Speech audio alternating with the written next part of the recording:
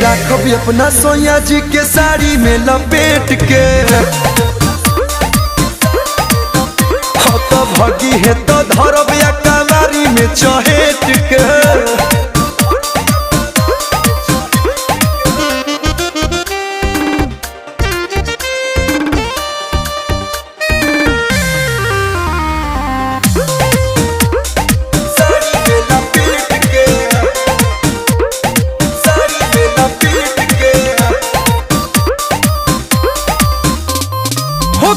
तू खाली मोर पिया हवाई साथी, खल खल के साड़ी झमकाई लिपस्टिक मारी के सोया सोझे जाइब, मारी के सोया सोझे जाइब।